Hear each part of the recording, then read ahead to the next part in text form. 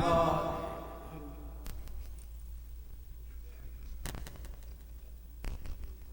بالله من الشيطان الرجيم. بسم الله الرحمن الرحيم.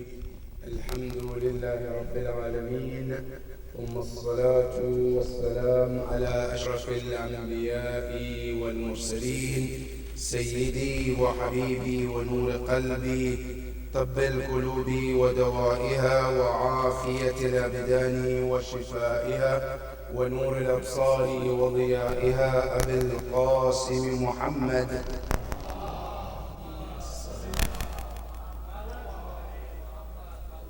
وعلى أهل بيته الطيبين الطاهرين المعصومين الذين ذهب الله عنهم الرجس وطهرهم تطهيرا. اللهم صل. عن معاوية بن عمار عن أبي عبد الله قال: سمعت أبا عبد الله يقول: كان في وصية النبي صلى الله عليه وآله لعلي أمير المؤمنين صلوات الله وسلامه عليه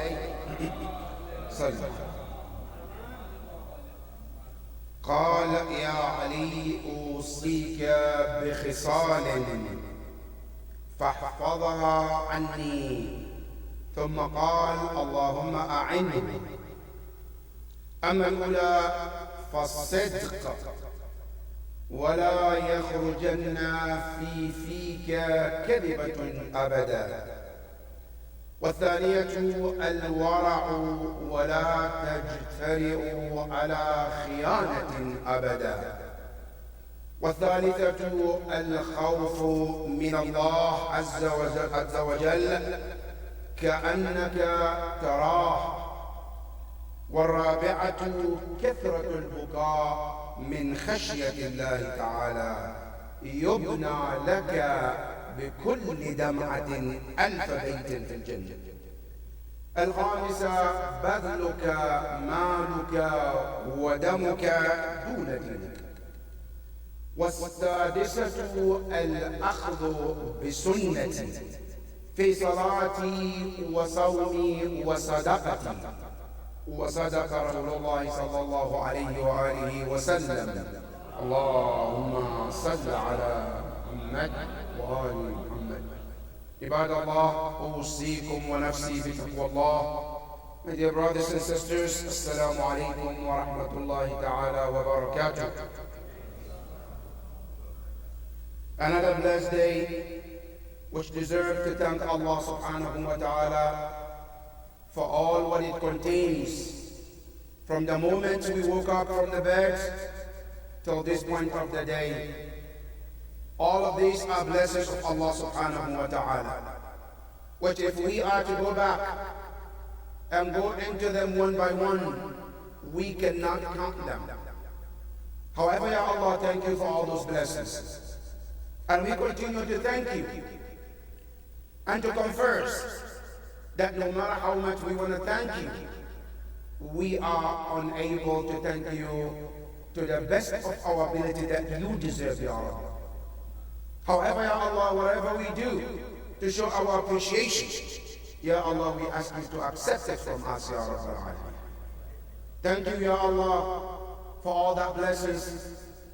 And we send our salutation and respect to our leader, our example, our prophet, the chosen one, the beloved of Allah, Ar-Rasul sallallahu alayhi wa alihi wa sallam. Allahumma salli. Peace and blessing of Allah be upon him and his family, the purified one, the pure ones, the caliphs of the Prophet, the ones who succeeded Rasulullah, the ones Allah trusted them with his secrets and knowledge. Peace and blessing of Allah be upon them, and may we all be the true servants of Allah and the true followers of Prophet Muhammad and Ahlul Bayt alayhi salam.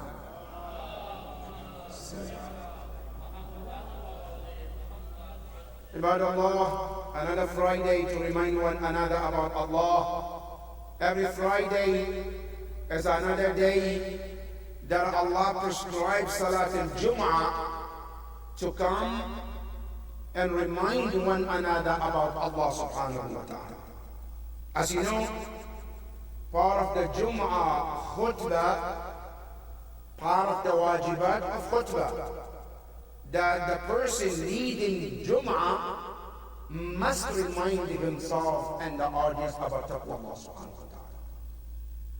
Jum'ah is not just a salat, it's also to remind us how to connect with our Creator, to remind us also about Allah subhanahu wa ta'ala, and remember that He is our Creator, and also to know that the purpose of us being on this earth is to serve Allah subhanahu wa ta'ala.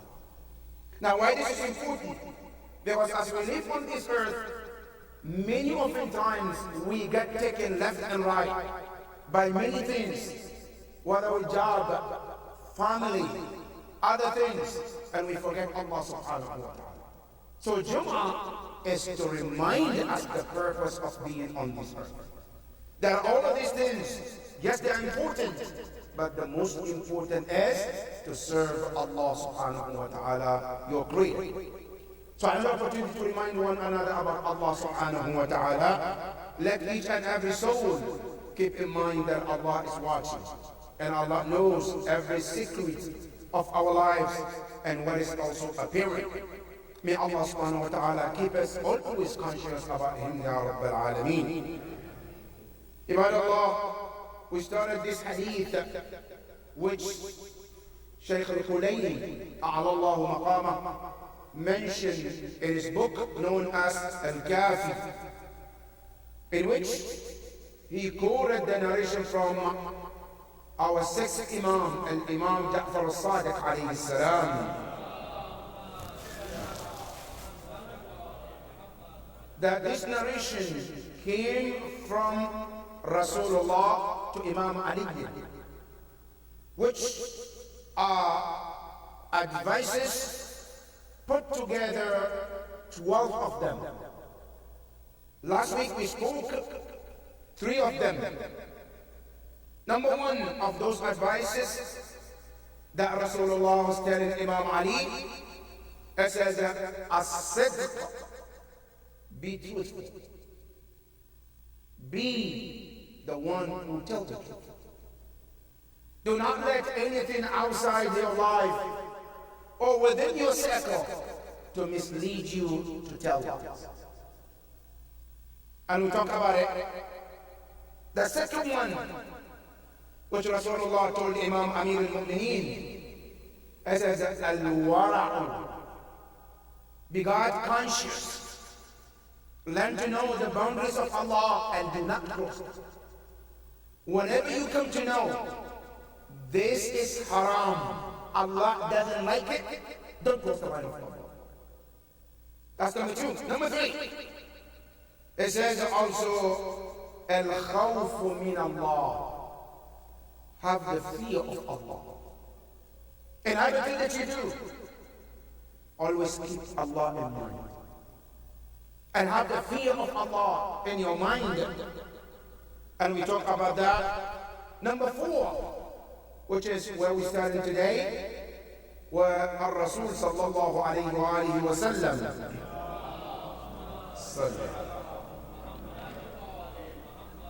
فسيا علي الرابعة الكثرة البكاء.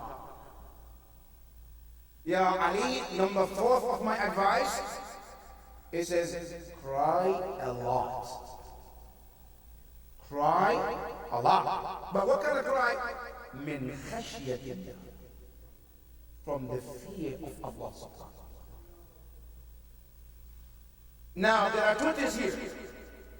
One is, Ar-Rasul telling Imam Ali, cry, and not just cry, he said a lot. That is very important. And then he says, not only crying, because people cry for many reasons. It's about let your cry be because of fear that you have. Sometimes we cry, I lose a job, I lost my house. I lost money. My business collapsed and I cry for that. That's one thing. Imam Ali alayhi salam was told by Rasulullah, do not let your cry to be about materialistic things. Why? Because these things, they go and they come. But let your cry be only for the fear of Allah subhanahu wa ta'ala. Now, this is very important. Because in many of our cultures, crying is looked as the sign of weakness. In our cultures, especially when a man cries, we look at it as he's weak. A man shouldn't cry. A man should be strong. And the strength means don't cry. But does it mean, or does this culture line up with the Quran? The Quran says a man should not cry, right? Because in our cultures, we look at cry as something that only women should be doing that. So sometimes when a man is crying, are you a woman? Why are you acting like a woman? Right? Like it's strange that you're a man crying. It's supposed to be a woman. Right? Now, does this align with the Quran and Hadith of Allah? Absolutely not. Absolutely not. Now let me ask you one thing. If you were to be asked who is the most strongest person in your eyes after Rasulullah, Imam Ali, right? All agree, Imam Ali, the most strongest man after Rasulullah. Good. Look in Dua Kumail, what does he say? In Dua Kumail, he wrote it, he did it, what does he say? Part of Dua Kumail, it says, وَلَأَبْكِيَنَّ عَلَيْكَ بُكَاءَ الْفَاقِدِينَ. Now this grammar-wise, there is so much to analyze. La is called lam ta'keed. Abqiyanna, that noun is called ta'keed. Two emphases in one word. I say, my Lord, I will cry for you. What kind of cry? Buka al-faqidin. The cry of someone who lost their deal. That is Imam Ali alayhi salam tells you how much he is willing to cry to that extent.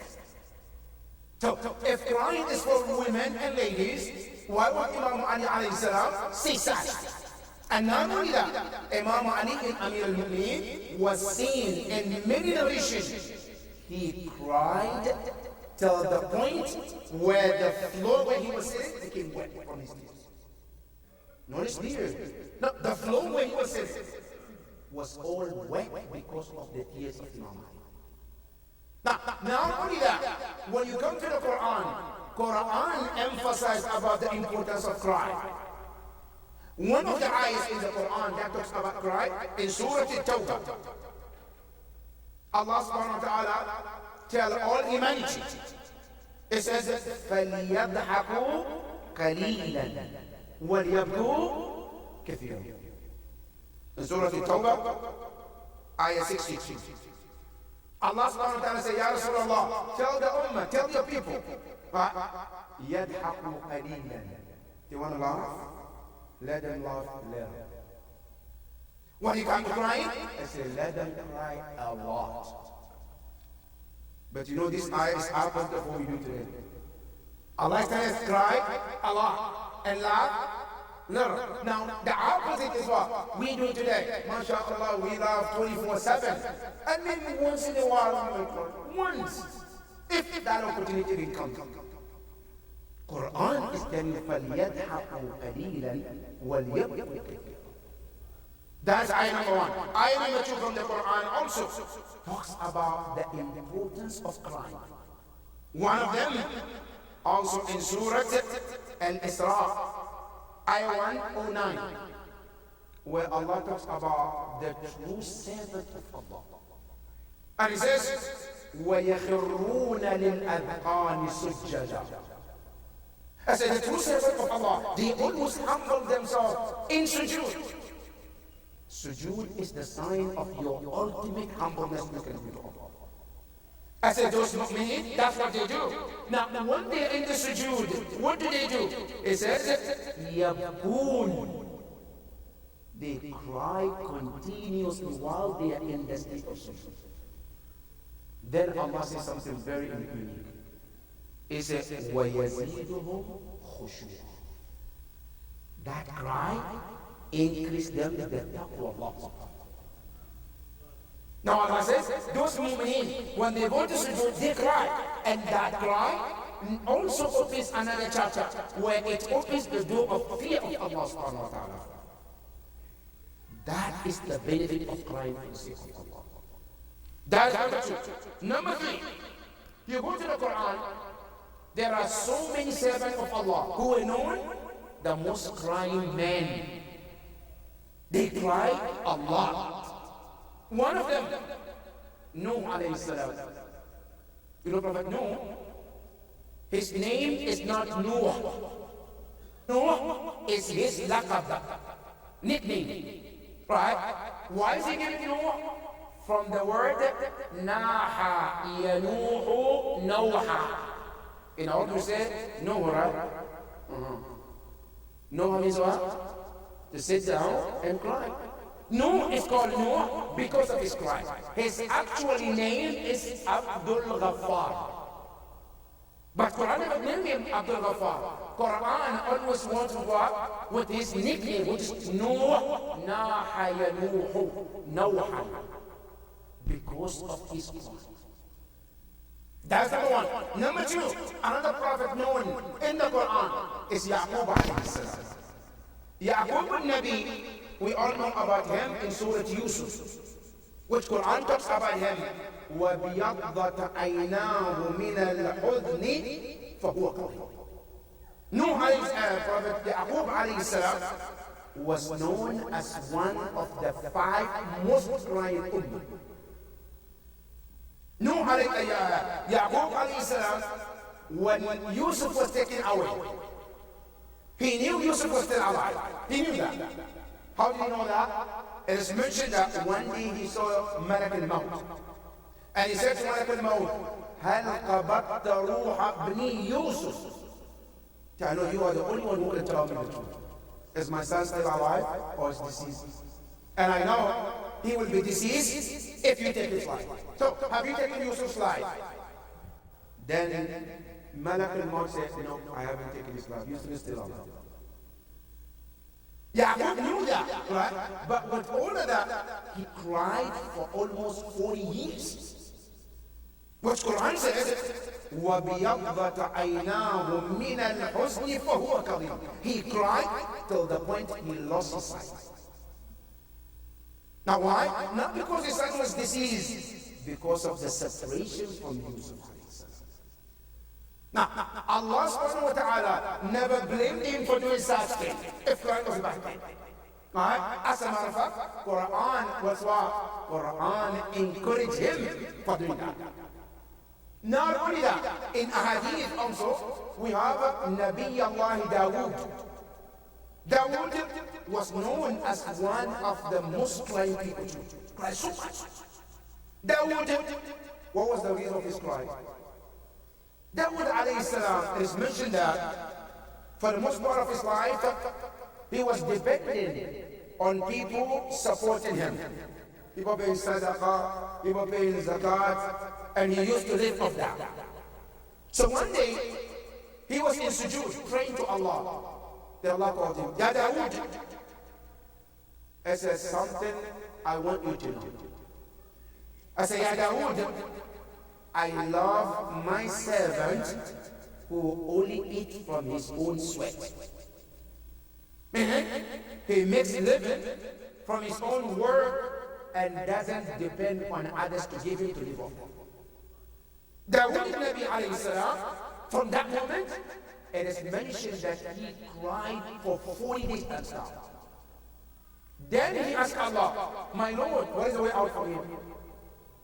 Ya Allah, I know you don't like this, but can you help me to get out of this? Allah says, sure. Now, in the Quran, Allah then said, وَأَنزَلْنَا الْحَدِيدِ. Then Allah said, we send the iron from the heaven to you, so you can use it to make your living. Dawood al-Nabi from that day, he started to learn how to use the iron to make an armor, to make a knife, to make swords, and he could sell it and make living on it. So he doesn't take it. Dawood alayhi salam was one of the claimants. Now, not only that, one of the prophet, known he was also one of the crime people, was Nabi Allah Adam alayhi salam. Adam alayhi salam, after Qabil killed Habil, which was the first experience of mankind. Adam alayhi salam couldn't believe what led to a son to attack another son and take his life. And especially a son like Habil, very good son, very obedient, very good servant of Allah. Adam alayhi salam could not stop crying for years. He was one of them. And one of those who cried also is Al-Imam Zayn al-Abidin.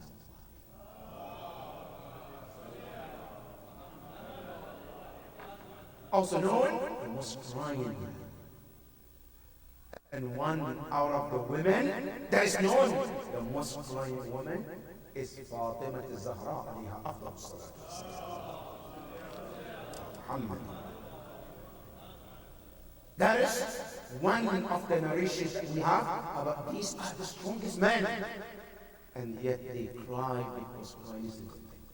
Now, not only that, if you go to the Fuqaha and Maraja, right, they say even in Salat, Salat on Wajib Salat or Mustahab Salat, if you can cry for the fear of Allah, it adds credit to yourself. It adds value to yourself. I mean, Allah loves it to see a servant crying in Salat because of the fear of Allah subhanahu wa ta'ala. Imam Zayn al-Abidin, whenever he reads Surah Al-Fatiha and he reads Maliki Yawm al-Din, he repeats it over and over and cries and cries and cries. In Salat. It's mustahab. Now, that is what Rasulullah told Imam Ali. I say, Ya Ali, kathratul buka. I say, learn to cry a lot. But what's crying? Min khashyatillah. Out of the fear of Allah. What do I get if I do this, Ya Rasulullah? Then Rasulullah said to Imam Ali, I said, Yubna laka bi kulli dam'atin alfa baytin fil jannah. With every one tear that you share for the fear of Allah, you will get 1,000 houses in Jannah. Can you beat that? One tear of fear of Allah, right? You will get 1,000 houses in Jannah. Now, one of the things that Allah loves the most, they say a tears that come from a mu'min out of the fear of Allah. They say that one drop of the tear can turn off, can set off the hellfire. That one drop of tears can set off the hellfire. That is how much Allah loves these tears. Al-Rasul sallallahu alayhi wa alihi wa sallam. He told Imam Ali, number 4 of the things you should do is learn how to cry for the fear of Allah. Number 5 is a badluka malik wa damuk duna. Spend your money as much as for the sake of religion. Spend your money for the sake of Allah in any way that you know Allah will love me to spend my money in that way. He says, spend it as much as you can. Now, there is something here very important, brothers and sisters. Today, if you ask anybody, do you want Jannah? Of course.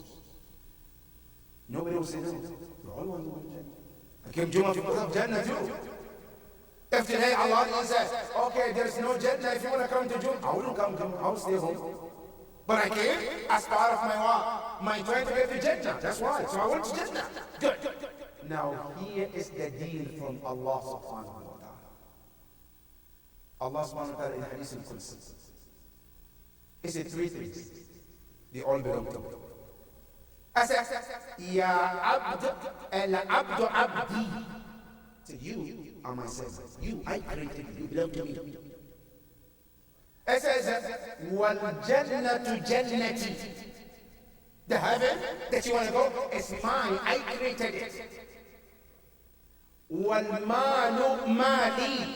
The money that you circulated, that you have, is mine.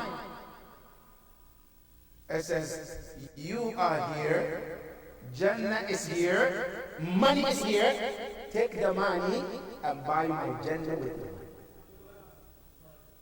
Al-Abdu Abdi, wal-Jannatu Jannati, wal-Malu Mali, ishtari Jannati bimali. I made you to have this money, take the money and buy my Jannah. Now this Jannah, what does it mean? Does it have to have billions of dollars? Absolutely not. Whatever you can, spend it for the cause of Allah. And that's that. Doesn't matter the amount. Allah doesn't care about the amount. What Allah cares is the heart that is given. What is the intention in that heart? Allah says that's what matters. In Quran, there is so much emphasis. Because today, one of the fear that we have, which is coming from Shaitan, is that I feel if I give this sadaqah, my money is going to reduce. Alright? I have $1,000. If I give $100, now I'll be left with 900. So what happens if I hit 100,000? Then I shouldn't give. You know where this is coming from? Quran says from Shaitan. Ash-Shaytanu ya'idukum al-faqr. Shaitan is the one constantly putting this in your mind. No, you're going to become needy. You're going to become poor if you give. While in Quran, it tells you when you give, it's called in Arabic zakat. As zakat means growth. When you give, automatically as if you're planting something. Have you ever seen someone, brothers and sisters, you take one seed of orange and you plant it, and it gives you only one orange, or it gives you tons of oranges? One seed, you plant it, how many oranges do you get? Every season, you get a bunch of oranges. That's exactly what the Quran tells us. مثل الذين ينفقون أموالهم في سبيل الله كمثل حبة أنبتت 7 سنابل في كل سنبلة 100 حبة والله يضاعف لمن يشاء. And that's the example of those who give. It's like the seed you plant. You plant the seed, it doesn't give you one orange or one apple just because it's one seed. That one seed generates multiple oranges or fruits. Allah says that is how when you give to Allah subhanahu wa ta'ala. And you know what is so beautiful here? From Imam Ali ibn Musa Rada alayhi salam.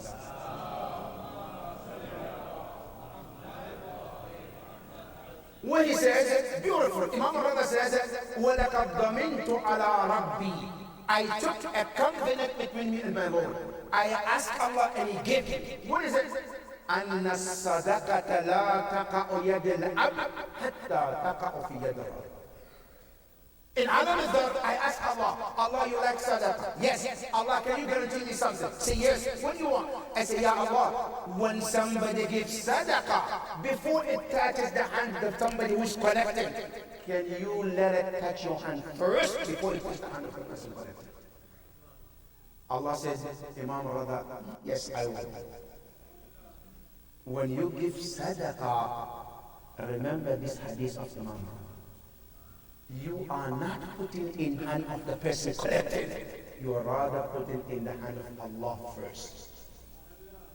What an honor. Today if you are to go to Iraq and you want to give Saint Sistani and you want to give Saint Sistani something, how joyful do you come when you put something in an alim like this? Alright? You feel honored. MashaAllah, Marja, I'm putting something in his hand. I'm giving him something. Alright? Now imagine if you are doing this with Amir al-Mu'mineen. Imagine if you do this with the Lord of Imam Ali bin Amir. Allah subhanahu wa ta'ala. Right? So the hadith of the Prophet says what? It says, بَذْلُ كَمَالُ. Spend your money in any good cause that you know is a good cause. Whether it be a sadaqah, somebody's needy, whether it be an orphan, whether it be a building a masjid, whether it be supporting someone who needed it, right? In any way. Right? It says, do that. And not only that, وَدَمُكَ. Also, give your blood whenever it's needed. Today, give the blood can mean so many things. One of them, there are so many patients who need the blood. Somebody's in the hospital, they cannot afford to buy blood for themselves, right? And I can go donate the blood so that I can help someone, right? This is part of the hadith. بَذْلُكَ مَالُكَ وَدَمُكَ. And your blood in the way that helps us. Good. Not only that, وَدَمُكَ. Also, in case of an Imam al-Zaman comes and he wants you to go and stand next to him and fight for good cause, are you willing to do that with Imam? Are you willing to give your blood for the Imam of your time? He said, that's one. And Imam, the Prophet says, بَذْلُكَ مَالُكَ وَدَمُكَ دُونَ دِينِكَ. He says that this will give you the highest position in the sight of Allah. And then, number 6, he says, الْأَخْذُ بِالسُنَّةِ. Practice my sunnah. Practice my custom. Why? In my salat, and my fasting, and my giving charity. 3 things. To practice the way I do.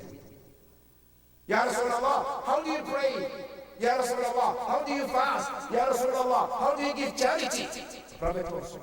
I said, after salat, it says I pray on a daily basis 51 rakah.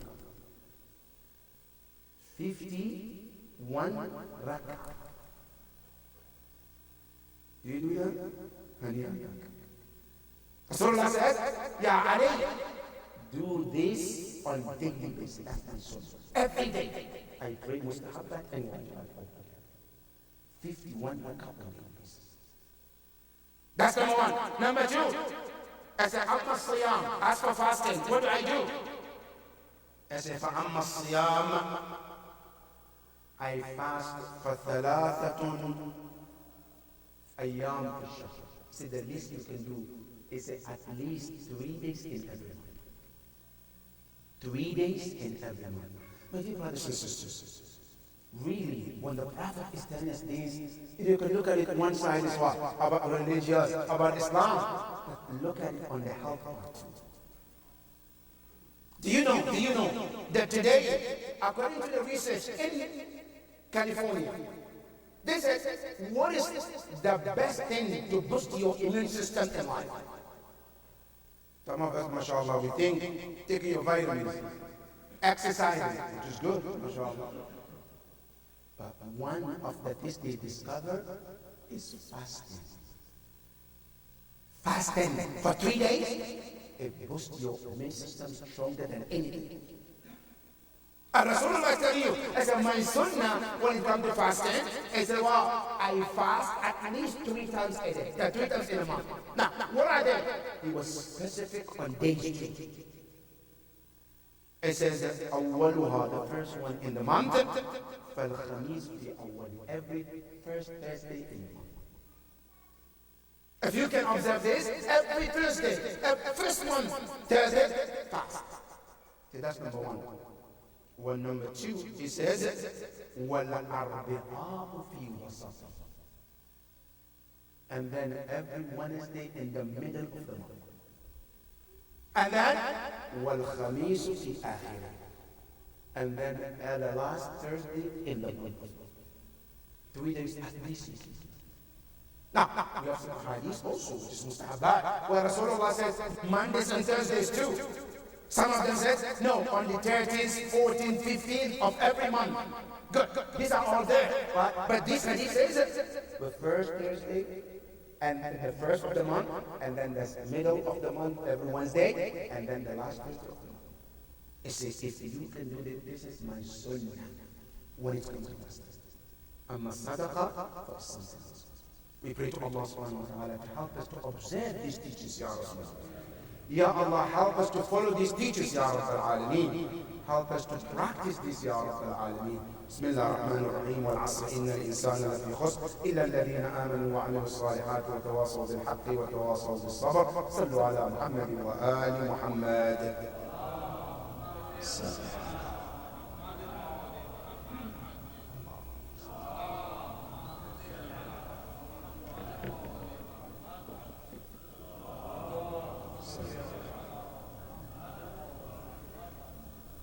بسم الله الرحمن الرحيم الحمد لله رب العالمين وصلى الله على محمد وآل محمد.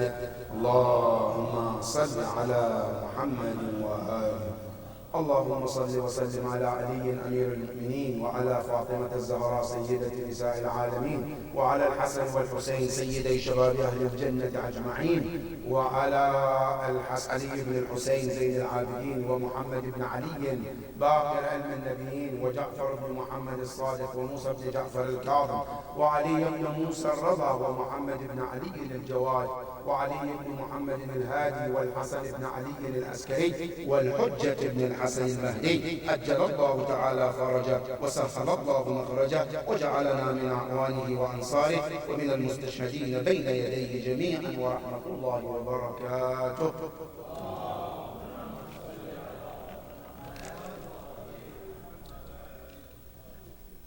One of the events of this week is about remembering the beginning of the revolution of Mukhtar al-Thaqafi. Mukhtar al-Thaqafi, one of the companions of Ahlul Bayt alayhi salam, and to be specific, one of the true companions of Imam al-Hussein alayhi salam. Allahumma salli ala Mukhtar al-Thaqafi was one of those who was not able to be in Karbala with Imam Hussein alayhi salam. But later when he was freed from the prison, he was the first person to go after the killers of Imam Hussein. One by one. And he did exactly what Ahlul Bayt did. Mukhtar al-Thaqafi, his revolution came in the year 66 after the Hijrah, in the month of Rabiul Akhir. That few days ago, his revolution started. He was in Iraq, Imam Zayn al-Abidin was in Medina. Every time somebody comes to Medina, Imam Zayn al-Abidin sees him and he asks, how is the situation of those who killed my father? Especially, he will ask us, كيف خلفتم حرمنا? Harmana? You know, the entire tragedy of Karbala is painful. But what Harmana did is the worst of the worst.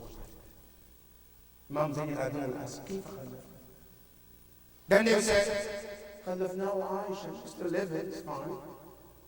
Then Imam Zayn al-Abidin will turn towards the Kaaba. Say, Allahumma adhik harmana harran. Tweet. Ya Allah, Harmala is the one who made my brother to taste the pain of iron. Ya Allah, make him to taste the same. Good.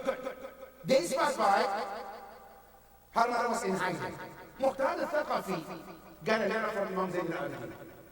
Ya Mukhtar, Ama ana al-awan. Isn't it time to bring those people back to justice? Especially Harmala.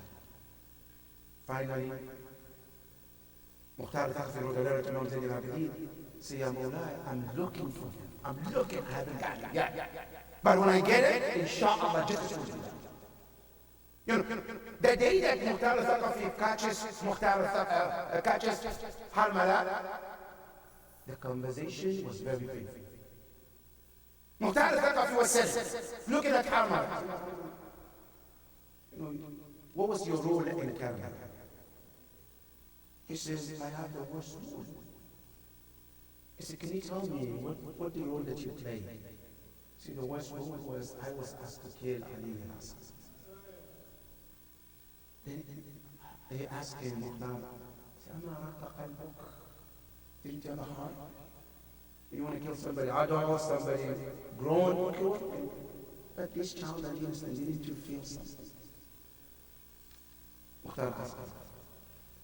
Then he says, Bala wallahi raqqa qalbi. So yes, my heart felt something. Why did you do that? They say, Wallahi raqqa qalbi ba'da. My heart felt after I did. Then Muhtar al-Thaqafi said, tell me, what did you see after you? And as he started to explain, Muhtar al-Thaqafi says, stop, I can't even hear.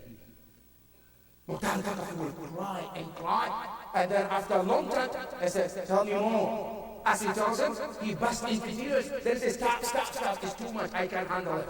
Then he stopped. Then after, tell me more. And the day he was brought to justice, Muhtar al-Thaqafi brought justice from this dunya first. Imam Zain al-Abidin heard and he smiled. That at least something is done in this world. By the true justice,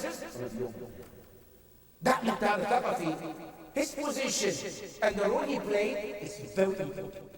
I think one thing that I think we miss it in our majalis, many of the time we talk about what happened before Karbala, until the day of Karbala, right? But after Karbala, what happened? What role some companions took? What kind of tawbah took places? We miss to talk about this. And I think it's very important to know the role of Muhtar al-Thaqafi. What he did to the enemies of Ahlul Bayt as a first step of what? The justice in this dunya before the day. I pray to Allah subhanahu wa ta'ala to elevate him in the highest position in Jannah.